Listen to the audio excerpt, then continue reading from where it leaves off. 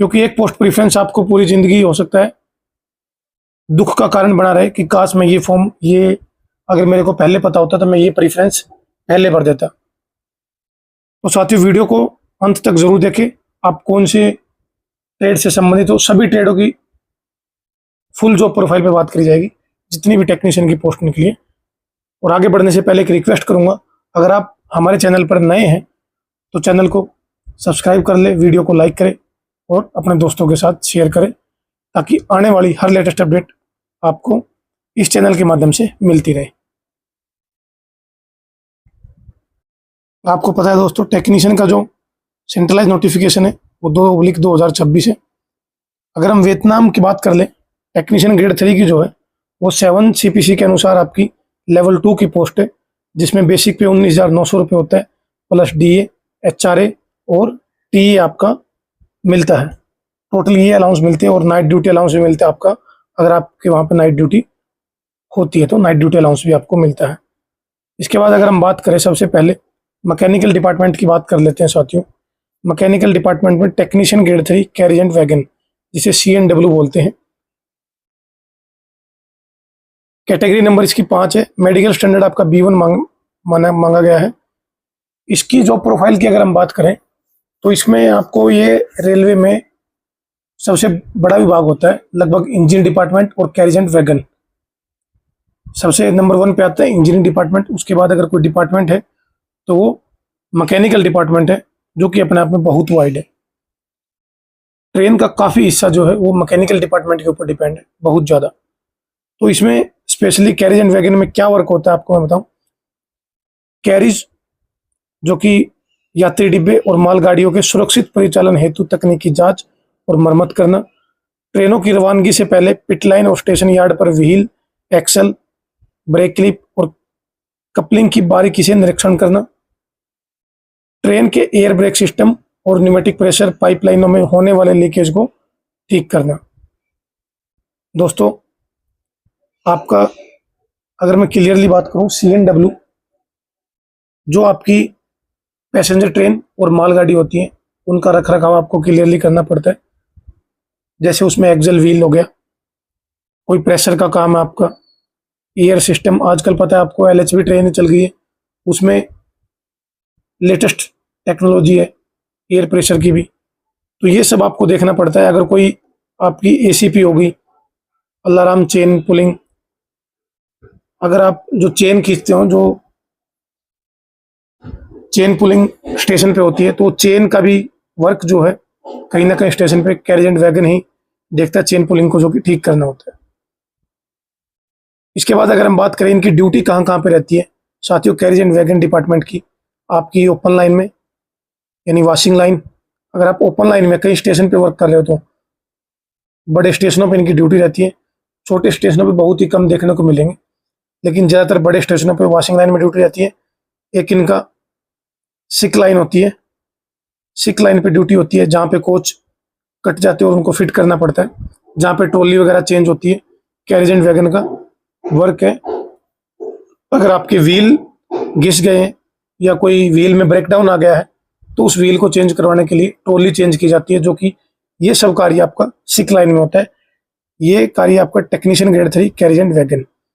और अभी हाल फिलहाल लेटेस्ट जो है वंदे भारत चल पड़ी है, काफ़ी ट्रेनें वंदे भारत में। एस्कोटिंग जो है पूरी एसेट्स वंदे भारत की जो वो मैकेनिकल के ऊपर है, कैरिज एंड वैगन की ही एसेट्स है वो।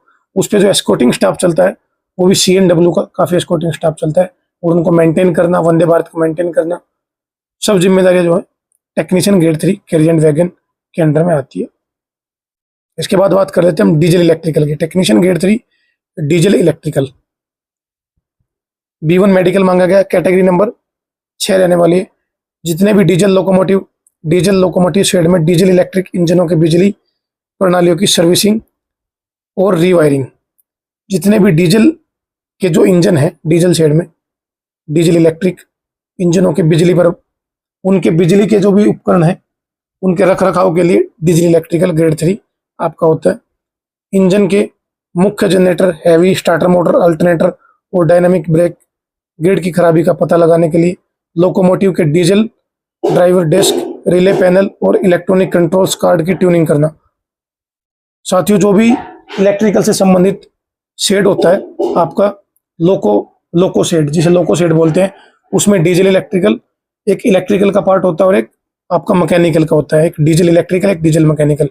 तो इलेक्ट्रिकल से जो भी संबंधित कार्य होते हैं आपके, वो इंजन में जो भी होते हैं, जो भी इंजन के कार्य, आपको वहां कोई ट्रेन मेंटेन नहीं करनी है शेड में, ओनली लोकोमोटिव्स को ही देखना है आपको।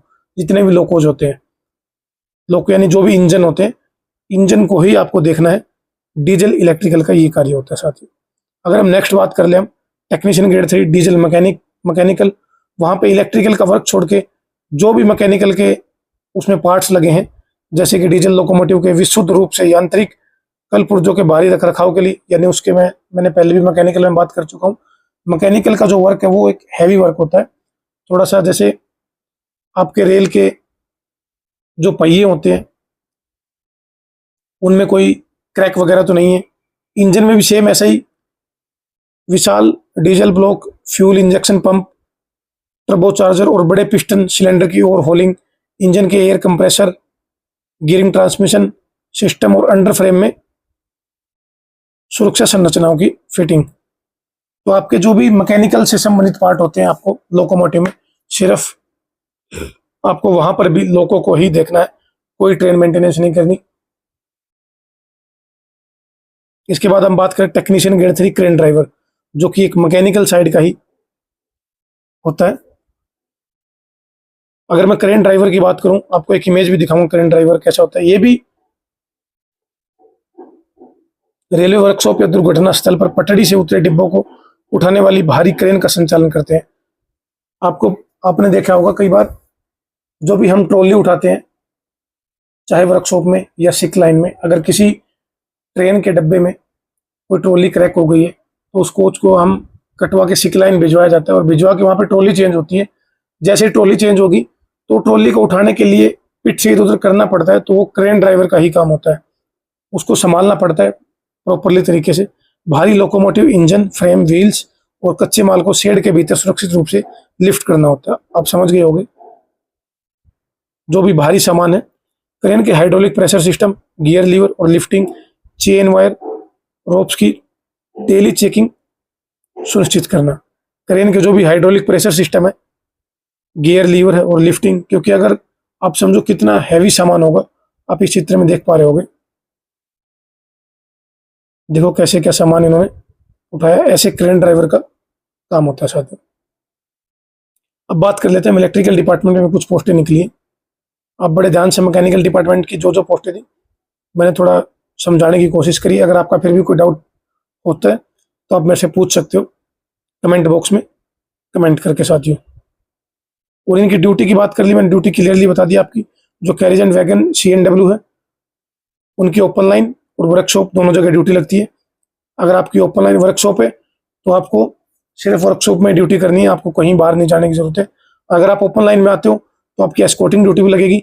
आपकी ड्यूटी सिक लाइन में होगी और वॉशिंग लाइन में भी होगी, जो कि डेली मेंटेनेंस होता है ट्रेन का। तो तीनों जगह ड्यूटी इनकी रहती है। डीजल इलेक्ट्रिकल और डीजल मैकेनिकल जो है वो आपके वहीं एक ही जगह पे ड्यूटी करेंगे। ओनली डीजल लोकोमोटिव में कहीं बाहर टीए वगैरह कोई सिस्टम इनका नहीं होता है।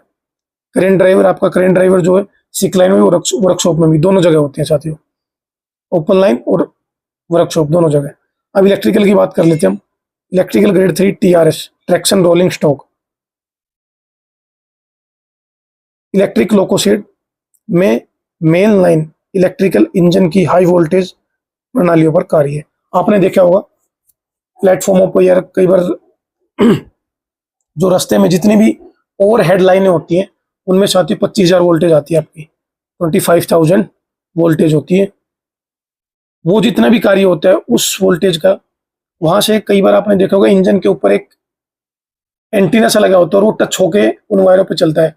तो वहीं से ही इंजन के पास 25,000 वोल्टेज आके कन्वर्ट होती है 750 वोल्टेज में, और वही पीछे ट्रेनों तक जाती है।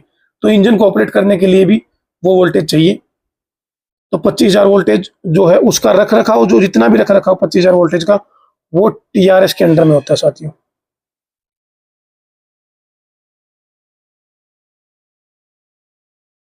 इसमें एक पोस्ट और होती है TRD। तो TRD और TRS, traction rolling stock, engine की छत पर लगे पेंटोग्राफ, उसे पेंटोग्राफ बोलते हैं, जो आप एंटीना समझते हो।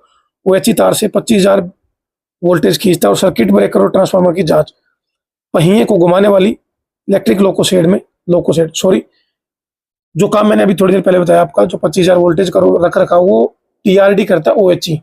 और टीआरएस आपका लोको को देखता है कि वो फंक्शनिंग कर रहा है नहीं कर रहा है। इलेक्ट्रिक लोकोसेड में मेन लाइन इलेक्ट्रिक इंजनों की हाई वोल्टेज प्रणाली पर कार्य, कि जो 25,000 वोल्टेज आ रही है आपकी, और वो नीचे तक पहुंच रही है या नहीं पहुंच रही, इंजन तक पहुंच रही है या नहीं पहुंच रही है। 25,000 वोल्टेज को कन्वर्ट करता है 750 वोल्टेज में, 415 वोल्टेज में। ये सब कार्य आपका टीआरएस का होता है, जो कि एक इंजन को संभालना होता है। इसमें भी आपको लोकोमोटिव को ही देखना होता है, पहियों को घुमाने वाली भारी ट्रैक्शन मोटर्स और कूलिंग ब्लोअर का मेंटेनेंस।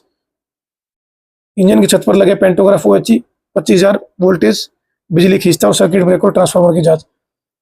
मैं एक बार दोबारा बता दूं आपको, टीआरएस का जो वर्क है, जो भी ऊपर से 25,000 वोल्टेज आती है इंजन को, वो कन्वर्ट हो जाती है 750 में, 750 वोल्टेज में कन्वर्ट होके कहीं कहीं 415 वोल्टेज में भी कन्वर्ट होती है। तो ये जो 750 वोल्टेज वाले जो भी रेक्टिफायर ट्रांसफार्मर जो भी हैं, उनका रख रखाव के लिए आपकी जो पोस्ट है वो टीआरएस है, जो कि एक इंजन को संभालती है कि वो इंजन प्रॉपरली वर्क कर रहा है नहीं कर रहा है, ब्लोअर मोटर आपकी प्रॉपर वर्क कर रही है नहीं कर रही है, जो कि ट्रैक्शन मोटर है, घूमने वाली मोटर प्रॉपर वर्क कर रही है नहीं कर रही है। मेरे हिसाब से आपको क्लियरली समझ में आ गया होगा। इसका मेडिकल स्टैंडर्ड जो B1 है, कैटेगरी नंबर 8 है। इनकी ड्यूटी जो रहती है मेनली लोकोसेड में रहती है। जैसे अगर मैं दिल्ली में बात करूं, तुगलकाबाद में आपका डीजल लोकोसेड, इलेक्ट्रिक लोकोसेड में इनकी पोस्टिंग रहती है। आगे बात कर लेते हैं technician grade 3 journal services. Journal services में भी 3 डिपार्टमेंट आते हैं आपके। एक पावर, जिसे पावर बोलते हैं, एक ट्रेन लाइटिंग टीएल, एक एसी। साथियों, इसमें 3 डिपार्टमेंट आते हैं आपके, और आपकी कैटेगरी में दिए भी होंगे। आपको बड़े ध्यान से प्रेफरेंस भरना है। अभी पहले हम ये पढ़ लेते हैं। रेलवे स्टेशन परिसरों, दफ्तरों, प्लेटफॉर्म और रेलवे आवासीय कॉलोनियों में सामान्य बिजली की व्यवस्था का जिम्मा। जो भी रेलवे परिसर, दफ्तर, प्लेटफॉर्म और रेलवे आवासीय कॉलोनी की सामान्य बिजली की जो व्यवस्था है, वो आपका काम होता है पावर का, जो कि इलेक्ट्रिकल जर्नल सर्विस के अंदर आता है पावर। स्टेशन की लाइटें, औद्योगिक, वाटर पंप, पंखे, वाटर कूलर, एयर कंडीशनर और पावर सब स्टेशन की देखरेख, ये भी आपका पावर के अंडर ही आता है। पावर कट के दौरान बैकअप देने वाले विशाल डीजल जनरेटर सेट्स का संचालन और रिपेयर, ये भी आपका पावर के, तीनों पॉइंट जो हैं वो इलेक्ट्रिकल पावर के अंदर ही आते हैं। जो भी आपके क्वार्टर मेंटेनेंस है, क्वार्टर में सप्लाई जो आ रही है उसके देखरेख के लिए, स्टेशन पे सप्लाई है, कहीं ऑफिसों में एसी है, वाटर कूलर का है, ये सब आपका पावर के अंडर में आते हैं। कहीं ब्रेकडाउन हो जाता है तो पावर के अंडर में। अब बात रह गई आपकी ट्रेन लाइटिंग और एयर कंडीशनर की। जो टीएल की पोस्ट है उसमें आपने देखा होगा, जर्नल और स्लीपर कोचेज जितने भी हैं, उसमें जो भी लाइट एंड पंखे का वर्क है, लाइट, फैन वर्क और मोबाइल चार्जर, तो वो सब काम आता है आपका ट्रेन लाइटिंग में। इसके बाद अगर मैं एसी की बात करूं, स्लीपर और जर्नल को छोड़ के जो एसी कोच बच गए, उनका जो मेंटेनेंस है वो आता है एयर कंडीशनर के अंदर। और कुछ जगह क्या है कि एयर कंडीशनर को 2 भागों में बांटा गया है, एक डोमेस्टिक एयर कंडीशनर और एक ट्रेन ड्यूटी में। तो ट्रेन ड्यूटी में आपको क्या है कि कोचों का मेंटेनेंस करना है। अगर आपकी ड्यूटी वर्कशॉप में लगती है तो आप वहां पे एसी कोच को जो भी वर्क आपको दिया जाएगा तो वहां पे वो फिक्स होता है। और यहाँ पे अगर ओपन लाइन में आपकी ड्यूटी लगती है तो आपको ओपन लाइन में पूरी ट्रेन मेंटेनेंस करके, और आपकी एसी में एस्कॉर्टिंग ड्यूटी लगती है, ट्रेन लाइटिंग में भी एस्कॉर्टिंग ड्यूटी लगती है। लेकिन धीरे धीरे ये सब एस्कॉर्टिंग ड्यूटी आपका प्राइवेटाइजेशन होता जा रहा है स्टाफ शॉर्टेज की कमी के कारण। तो अभी धीरे धीरे तो काफ़ी जगह प्राइवेटाइजेशन देखने को मिल रहा है, क्योंकि एसी में क्या है कि आपका ओवर टाइम भी होता है, ओवर टाइम अलाउंस। सिर्फ एक ऐसा डिपार्टमेंट जिसमें ओवर टाइम अलाउंस अभी तक लागू है वो एसी डिपार्टमेंट है। ट्रेन लाइटिंग को ओनली टीए मिलता है आपको बाहर जाने के लिए, तो वो सभी विभागों को मिलता है। जो भी एस्कॉर्टिंग पे या कहीं बाहर जाता है वो सबको टीए मिलता ही होता है। बात कर लेते हैं technician grade 3 electric TRD traction distribution TRD। Track के ऊपर दौड़ने वाली 25 केवी की ओवरहेड हाई टेंशन बिजली लाइनें ओएचई लाइन को आउटडोर रख रखाव, खुले आसमान के नीचे टावर कार खंभों पर चढ़कर तारों के टेंशन और इंसुलेटर की मरम्मत करना, रेलवे के बड़े ट्रैक्शन सब स्टेशन पर लगे विशाल पावर ट्रांसफार्मर और स्विच गियर की टेस्टिंग। मेनली जो टीआरडी का काम है साथियों, वही मैंने पहले में जो टीआरएस में बोल गया था, लेकिन 25,000 जो वोल्टेज आपकी ओएचई पे और हेड लाइनों पे आ रही है, उनका रख रखाव है। थोड़ी सी डेंजर पोस्ट है एक तरीके से देखी जाए तो। इलेक्ट्रिकल वाले साथी, जहाँ तक मेरा आइडिया है, जर्नल सर्विस को ही फर्स्ट प्रेफरेंस दें, जर्नल सर्विस, उसके बाद ही टीआरएस टीआरडी ये सब, क्योंकि इनमें जो है हाई वोल्टेज का काम है साथियों, और थोड़ा हाई वोल्टेज पर रिस्की रहता है। बाकी आप अपने हिसाब से देख सकते हो अपने सुविधा के अनुसार।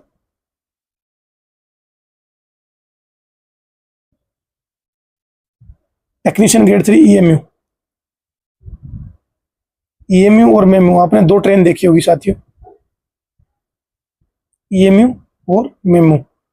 तो मेट्रो और लोकल सबर्बन ट्रेन के लिए विशेष रूप से बनाए गए कार शेड, जैसे गाजियाबाद में कार शेड है, MEMU car shed, EMU car shed, sorry EMU. तो स्पेशल कार शेड होती है, वहां पे उन ट्रेनों का ही रख रखाव होता है पूरा,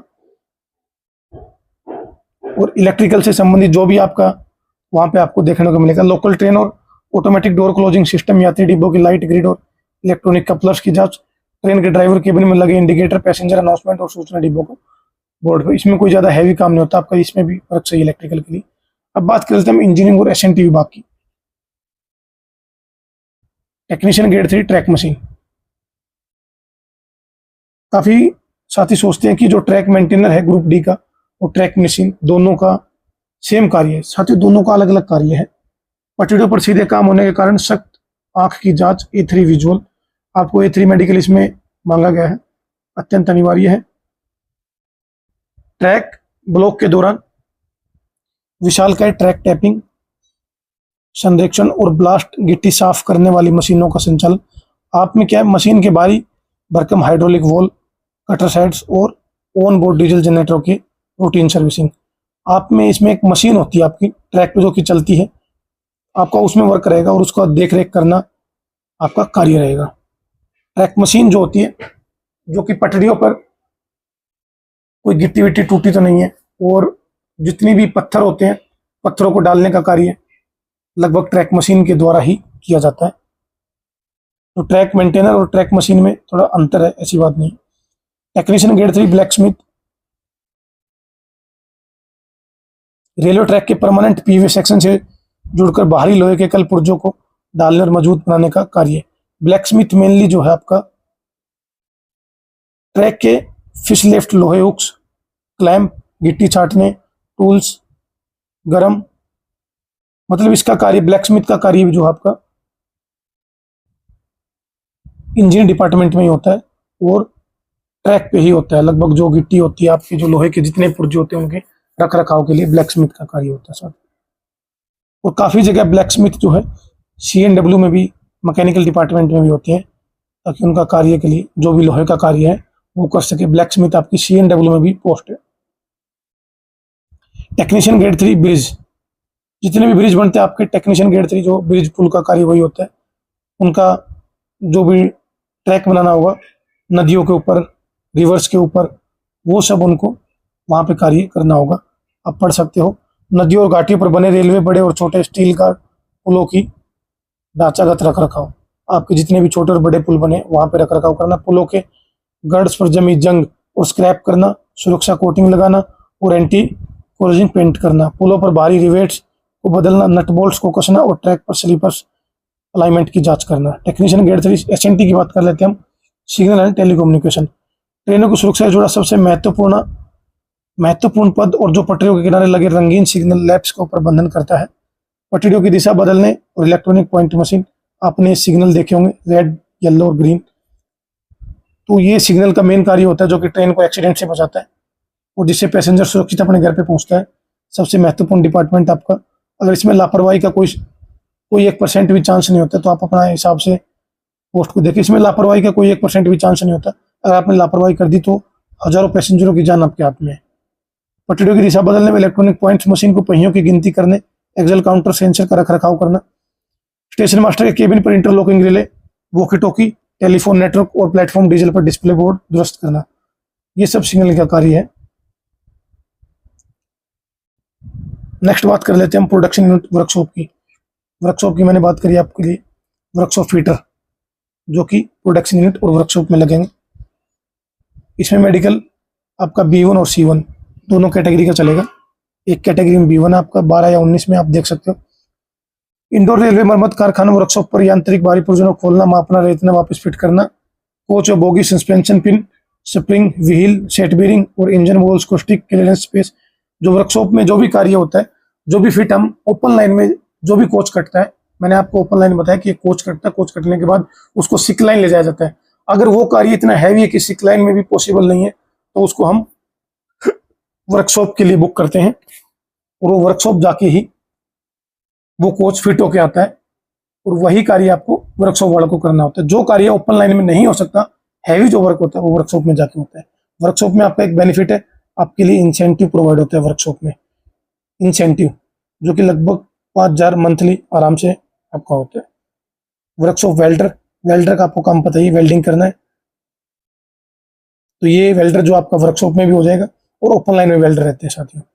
ऐसा नहीं कि वर्कशॉप में वर्कशॉप ही। वर्कशॉप विशिष्ट ट्रेड जैसे कारपेंटर, मशीनिस्ट, मिल राइटिंग, पेंटर, ट्रिमर, ये सब आपके ओपन लाइन में भी होते हैं और वर्कशॉप में भी होते हैं साथियों। यात्री डिब्बों के अंदरूनी हिस्सों, लकड़ी का पैनल, सीट बर्थ और कुशन और फोम की फिटिंग व मरम्मत करना। मशीनिस्ट और मिल राइट वर्कशॉप की बड़ी खराद मशीन, लेथ मशीन, मिलिंग और CNC मशीनों को चलाना तथा कारखानों में अंदरूनी प्लांट की भारी मशीनें मेंटेनेंस करना। पेंटर तैयार रेल डिब्बों को इंजन की जंगरोधी प्राइमरी परत चढ़ाना और स्प्रे करना। गन भारतीय रेलवे को आधिकारिक रूप से रंग रूप लोगो पेंट करना। तो आप समझ गए होंगे साथियों, वर्कशॉप का कारपेंटर, ट्रिमर, ये ओपन लाइन में रहते हैं आपके और वर्कशॉप में भी रहते हैं। वर्कशॉप में आपका C1 मेडिकल दिया गया है और आपके ओपन लाइन में जो है मैक्सिमम जो मेडिकल मांगे गए, A3 आपका मेडिकल ट्रैक मशीन में, बाकी B1 मेडिकल लगभग आपका B1 मेडिकल कैटेगरी का होना चाहिए। अब बात कर लेते हैं हम पोस्ट प्रीफ्रेंस की। तो एक वीडियो और लेके आ जाएंगे हम, लॉन्ग वीडियो हो जाएगी दोस्तों, 22 मिनट की वीडियो ऑलरेडी हो चुकी है। अगर आपका फिर भी कोई डाउट बचा है तो आप कमेंट करके पूछ सकते हैं, जहां पर भी आपका डाउट है। मैंने आपको क्लियरली बता दिया। अगर आप ओपन लाइन में हो तो आपका 19,900 प्लस DA प्लस HRA। अगर आप क्वार्टर नहीं लेते हो तो आपको HRA मिलेगा, अगर आप क्वार्टर लेते हो तो HRA आपका कट जाएगा, और प्लस ट्रांसपोर्ट अलाउंस TA। एक और ट्रैवलिंग अलाउंस होता है आपका, जो कि आप कहीं बाहर जाते हो यात्रा के लिए, कहीं आपकी ड्यूटी लगा दी गई है, एस्कॉर्टिंग ड्यूटी अगर आप कर रहे हो तो आपको ट्रैवलिंग अलाउंस मिलता है। वो 625 रुपये आपका 12 घंटे के लिए रहता है। बाकी ओवर टाइम की बात करें, जो इलेक्ट्रिशियन से संबंधित है, वो जिसको ओवर टाइम चाहिए, एस्कॉर्टिंग ड्यूटी, तो वो AC का अपना प्रेफरेंस फर्स्ट दे, क्योंकि उसकी ड्यूटी जो रहेगी वो रनिंग की ड्यूटी रहेगी, बाहर की ही ड्यूटी रहेगी एस्कॉर्टिंग के लिए। और अगर आपका फिर भी कोई डाउट बच गया है, आपकी मैंने सैलरी से संबंधित बात कर ली। आपकी लास्ट डेट जो है 30 जून से स्टार्ट हो चुके हैं फॉर्म, 30 जून से भरना, और लास्ट डेट जो आपकी 29 जुलाई तक फॉर्म भरे जाएंगे। प्रत्येक ट्रेड वाइज आपकी प्रीफ्रेंस के लिए एक अलग से वीडियो आ जाएगी, कि मान के चलो कि आप इलेक्ट्रिकल से आपने ITI कर रखी इलेक्ट्रिशियन से, तो इलेक्ट्रिशियन के लिए कौन कौन सी पोस्ट के लिए एलिजिबल है, तो उनके लिए एक पोस्ट प्रीफ्रेंस अलग से वीडियो आ जाएगी। तो आप डिजिटल हेल्प इंडिया चैनल पर बने रहे और चैनल को सब्सक्राइब कर ले, लाइक कर ले, ताकि आने वाली हर लेटेस्ट अपडेट आपको मिल सके। Thanks for watching video. मिलते हैं नेक्स्ट वीडियो में साथियों। आशा करता हूँ कि वीडियो आपको पसंद आई होगी।